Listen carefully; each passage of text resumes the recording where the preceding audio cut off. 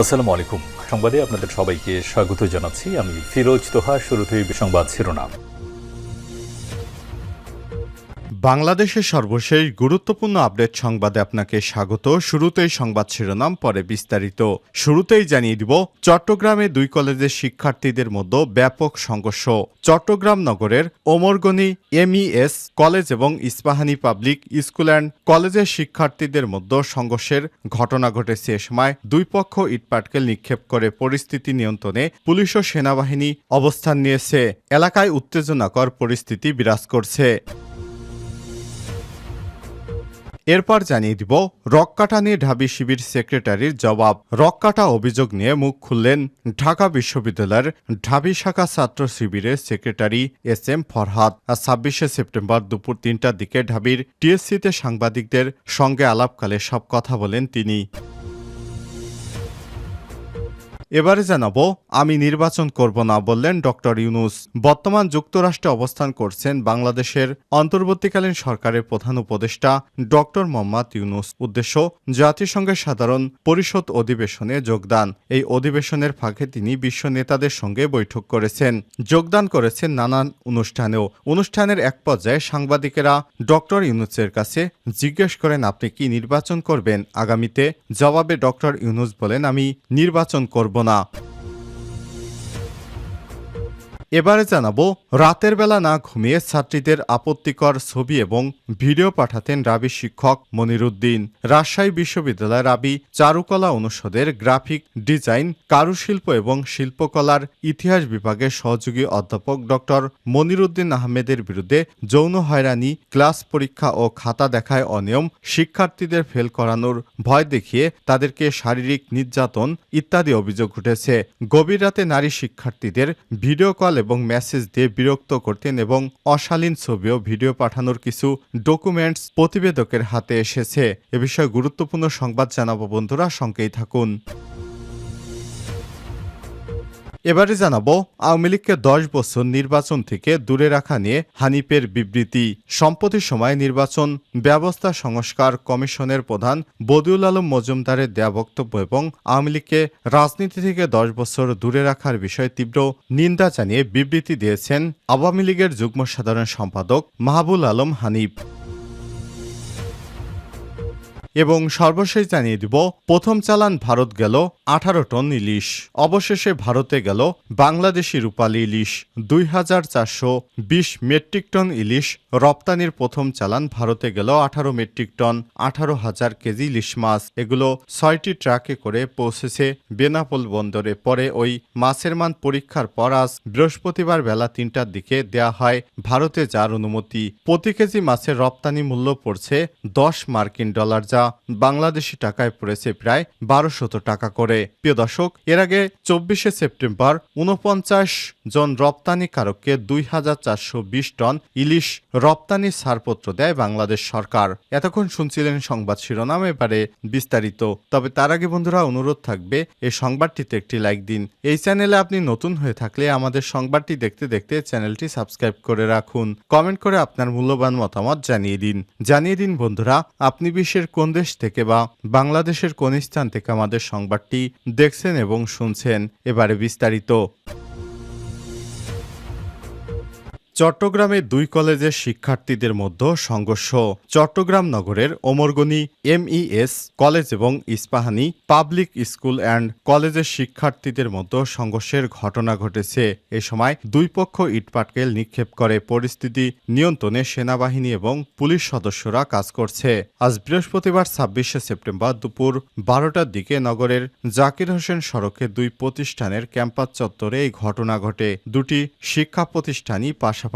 প্রত্যক্ষদর্শী কয়েকজন শিক্ষার্থীদের সঙ্গে কথা বলে জানা গেছে, কলেজ মাঠে এমইএস কলেজের কয়েকজন শিক্ষার্থী ক্রিকেট খেলছিলেন। এ সময় তাদের ছোড়া একটি বল গিয়ে ইস্পাহানী কলেজের এক ছাত্রীর গায়ে পড়ে। এমইএসসির কলেজের এক শিক্ষার্থী ওই বল আনতে গেলে ইস্পাহানী কলেজের শিক্ষার্থীর সাথে কথা কাটাকাটি হয়। এক পর্যায়ে ওই ছাত্রী এমইএস কলেজের শিক্ষার্থীর গায়ে হাত তোলেন। এরপর এর প্রতিবাদ করে এমইএস কলেজের আরও কয়েকজন শিক্ষার্থী এদিকে এদিকে এই ঘটনা শুনে সাথে সাথে স্ব শিক্ষা প্রতিষ্ঠান থেকে বেরিয়ে ক্যাম্পাসে অবস্থান নেয় উভয় প্রতিষ্ঠানের শিক্ষার্থীরা। এতে কিছুক্ষণের মধ্যেই উত্তেজনা ছড়িয়ে পড়ে শিক্ষকদের মাঝেও।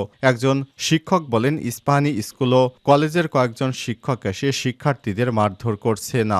শিক্ষকদের উচিত এ ধরনের পরিস্থিতি শান্ত করা। আমি একজন শিক্ষক, সেটি না করে তারা আরও উস্কে দিয়েছেন। ছাত্রদের অবশ্যই এর বিচার হওয়া উচিত। সরেজমিনে গেলে দেখা গেছে শিক্ষার্থীরা স্ব প্রতিষ্ঠানে অবস্থান করছেন এবং প্রতিষ্ঠানের গেট বন্ধ করে রাখা হয়েছে। শিক্ষকেরা তাদের নিবৃত্ত করার চেষ্টা করছেন। এ সময় শিক্ষার্থীদের বেশ উত্তেজিত অবস্থায় দেখা যায়। কারো কারো হাতে ছিল লাঠি।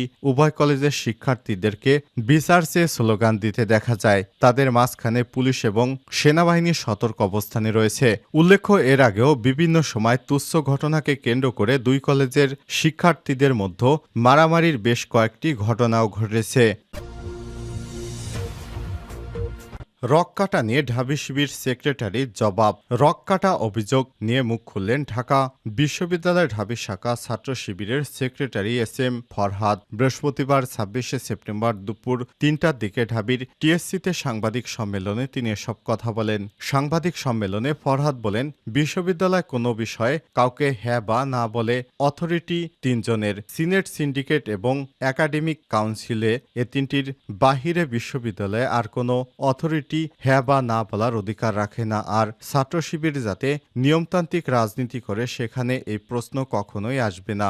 রক কাটা অভিযোগের বিষয়ে সাংবাদিকদের এক প্রশ্নের জবাবে সেক্রেটারি বলেন, এটা আমি সহজ করে বলি, আপনি রক কাটা লিখে গুগলে সার্চ করেন, দেখবেন সবগুলো ক্রাইমই ছাত্রলীগের নামে। সেখানে শিবির নামে কোনো ডকুমেন্টস পাবেন না। এ নামটা অর্থাৎ রক কাটা আপনাদের সঙ্গে এত জড়িত কেন? এমন প্রশ্নের জবাবে তিনি বলেন, এটা খুবই স্বাভাবিক বিষয়। ফ্যাসিস্টরা যখন একটা ব্যাপারকে রিপিটলি এস্টাবলিশ করতে চাইবে, যেখানে আপনি কথা বললেও আপনাকে ট্যাগ দিয়ে মেরে ফেলবে, আপনি এখানে একটা বয়ান এস্টাবলিশ করবেন, এটা খুবই স্বাভাবিক। এখানে রক কাটার বিষয়টা প্রত্যেকটা উপাদান হেল্প করছে। সুতরাং বিগত সময় যারা এই ফ্যাসিস্ট আওয়ামী লীগ সরকারের বিরুদ্ধে কথা বলেছে তাদেরকেই বিভিন্ন প্রকার নামে বেনামে তাদের উপর নানা অপবাদ দিয়েছে ছাত্রলীগ, এবং তারা এসব অপবাদ দিয়ে অন্য দলকে আর দাঁড়াতে দেয়নি। বিগত আওয়ামী লীগ সরকার আমলে সবচেয়ে বেশি জামাত শিবির ও ইসলামী আন্দোলন বাংলাদেশ এর লোকজনকে সবচেয়ে বেশি হত্যা করেছে।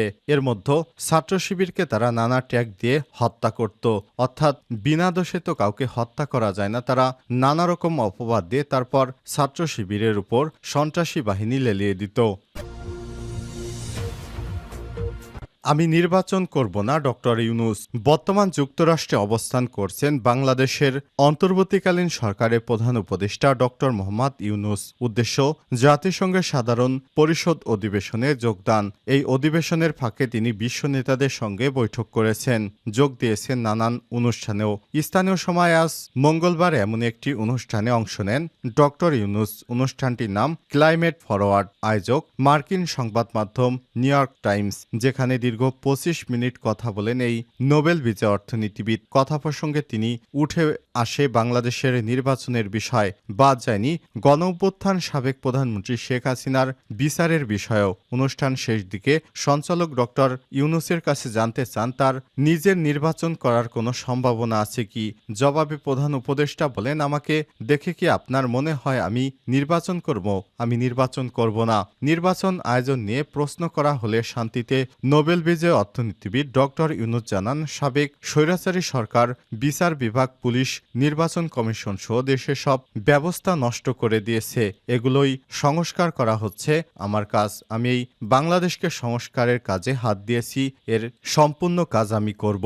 নির্বাচনের বিষয়ে প্রশ্ন করার আগে শেখ হাসিনাকে দেশে ফিরে এনে বিচারের মুখোমুখি করা নিয়ে প্রশ্ন করেন সঞ্চালক। সে প্রশ্নের জবাবে ডক্টর ইউনূস বলে, কেন নয়? যদি তিনি অপরাধ করে থাকেন তাহলে তাকে অবশ্যই ফিরিয়ে এনে বিচারের মুখোমুখি করতে হবে। আপনি নিজেই বিচারের কথা বলছেন, তারও বিচারের মুখোমুখি হওয়া উচিত।